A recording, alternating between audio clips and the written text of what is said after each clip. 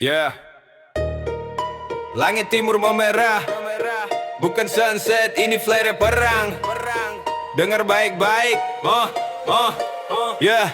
Tanggal 28 Februari 2026. Headline panas bukan sekadar propaganda. Malam jet tempur lepas landas, target dipilih matang. Koordinat dikunci, satu klik hilang. Dari Teheran ke gurun sekitarnya, ledakan pecah, dunia buka mata. Katanya preemptif demi keamanan global, tapi setiap bom selalu punya narasi politik kental.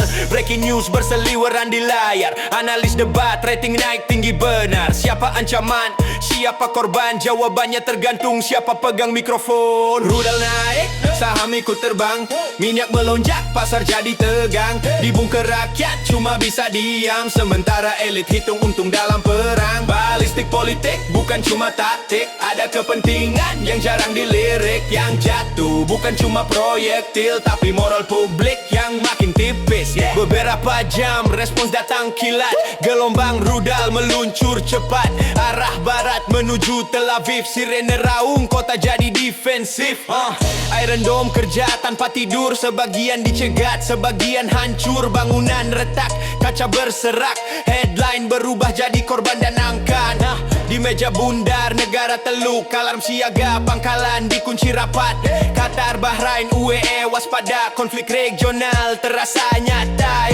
Ini bukan duel dua bendera, efeknya global, rantainya kemana-mana. Ruang udara tutup, penerbangan batal, ekonomi dunia ikut terguncang brutal. Rudal naik, saham ikut terbang, minyak melonjak, pasar jadi tegang. Dibungker rakyat cuma bisa diam, sementara elit hitung untung dalam perang. Balistik politik bukan cuma taktik, ada kepentingan yang jarang dilirik. Yang jatuh bukan cuma proyektil, tapi kepercayaan publik yang makin tipis.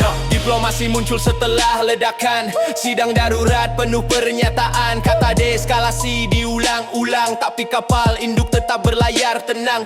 Media framing sudut pandang tajam, narasi dibangun, opini ditanam. Satu pihak disebut ancaman utama, pihak lain klaim bela keamanan bersama.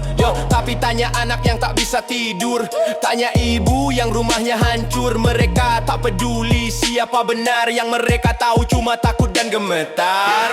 Kalau balas dibalas tanpa henti, sejarah cuma copy paste tragedi. Kekuatan nuklir, rudal hipersonik, semua bangga tapi damai makin tipis. Balistik politik, kita bongkar logik, siapa diuntungkan dari konflik kronik. Selama kuasa lebih mahal dari empati, langit timur sulit kembali sunyi. Balistik politik, kita bongkar logik, siapa diuntungkan dari konflik kronik. Selama kuasa lebih mahal dari empati, langit timur sulit kembali sunyi. Rudal mungkin berhenti suatu hari, tapi trauma tinggal di memori. Dan sejarah akan mencatat nanti siapa bermain api demi ambisi.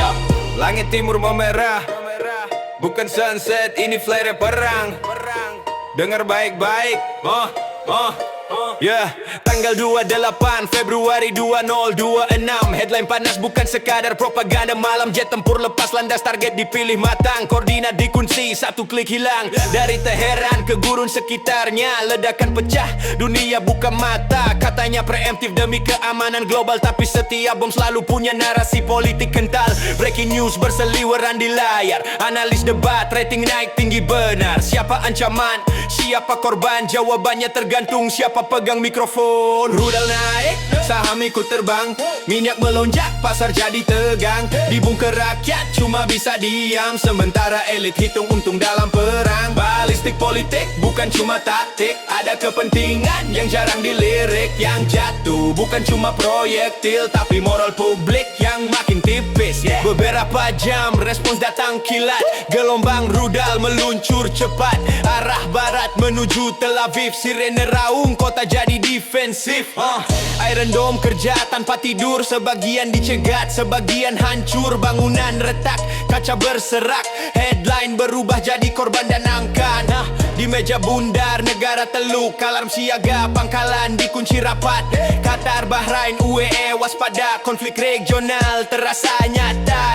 Ini bukan duel dua bendera, efeknya global, rantainya kemana-mana. Ruang udara tutup, penerbangan batal, ekonomi dunia ikut terguncang brutal. Rudal naik, saham ikut terbang, minyak melonjak, pasar jadi tegang. Dibungker rakyat cuma bisa diam, sementara elit hitung untung dalam perang. Balistik politik bukan cuma taktik, ada kepentingan yang jarang dilirik. Yang jatuh bukan cuma proyektil, tapi kepercayaan publik yang makin tipis. Diplomasi muncul setelah ledakan, sidang darurat penuh pernyataan. Kata deeskalasi diulang-ulang, tapi kapal induk tetap berlayar tenang. Media framing sudut pandang tajam, narasi dibangun, opini ditanam. Satu pihak disebut ancaman utama, pihak lain klaim bela keamanan bersama. Tapi tanya anak yang tak bisa tidur, tanya ibu yang rumahnya hancur. Mereka tak peduli siapa benar, yang mereka tahu cuma takut dan gemetar. Kalau balas dibalas tanpa henti, sejarah cuma copy paste tragedi. Kekuatan nuklir, rudal hipersonik, semua bangga tapi damai makin tipis. Balistik politik, kita bongkar logik, siapa diuntungkan dari konflik kronik. Selama kuasa lebih mahal dari empati, langit timur sulit kembali sunyi. Balistik politik, kita bongkar logik, siapa diuntungkan dari konflik kronik. Selama kuasa lebih mahal dari empati, langit timur sulit kembali sunyi. Rudal mungkin berhenti suatu hari, tapi trauma tinggal di memori. Dan sejarah akan mencatat nanti siapa bermain api demi ambisi. Langit timur memerah, bukan sunset, ini flare perang. Dengar baik-baik, tanggal 28 Februari 2026. Headline panas bukan sekadar propaganda malam. Jet tempur lepas landas, target dipilih matang, koordinat dikunci, satu klik hilang. Dari Teheran ke gurun sekitarnya, ledakan pecah, dunia buka mata. Katanya preemptif demi keamanan global, tapi setiap bom selalu punya narasi politik kental. Breaking news berseliweran di layar, analis debat, rating naik tinggi benar. Siapa ancaman, siapa korban, jawabannya tergantung siapa pegang mikrofon. Rudal naik, saham ikut terbang, minyak melonjak, pasar jadi tegang. Dibungker rakyat cuma bisa diam, sementara elit hitung untung dalam perang. Balistik politik bukan cuma taktik, ada kepentingan yang jarang dilirik. Yang jatuh bukan cuma proyektil, tapi moral publik yang makin tipis. Beberapa jam respons datang kilat, gelombang rudal meluncur cepat, arah barat menuju Tel Aviv. Sirene raung, kota jadi defensif. Iron Dome kerja tanpa tidur, sebagian dicegat, sebagian hancur. Bangunan retak, kaca berserak, headline berubah jadi korban dan angka. Di meja bundar negara teluk, alarm siaga, pangkalan dikunci rapat. Qatar, Bahrain, UAE waspada, konflik regional terasa nyata. Ini bukan duel dua bendera, efeknya global, rantainya kemana-mana. Ruang udara tutup, penerbangan batal, ekonomi dunia ikut terguncang brutal. Rudal naik, saham ikut terbang, minyak melonjak, pasar jadi tegang. Dibungker rakyat cuma bisa diam, sementara elit hitung untung dalam perang. Balistik politik bukan cuma taktik, ada kepentingan yang jarang dilirik. Yang jatuh bukan cuma proyektil, tapi kepercayaan publik yang makin tipis. Diplomasi muncul setelah ledakan, sidang darurat penuh pernyataan. Kata deeskalasi diulang-ulang, tapi kapal induk tetap berlayar tenang. Media framing sudut pandang tajam, narasi dibangun, opini ditanam. Satu pihak disebut ancaman utama, pihak lain klaim bela keamanan bersama. Tapi tanya anak yang tak bisa tidur, tanya ibu yang rumahnya hancur. Mereka tak peduli siapa benar, yang mereka tahu cuma takut dan gemetar.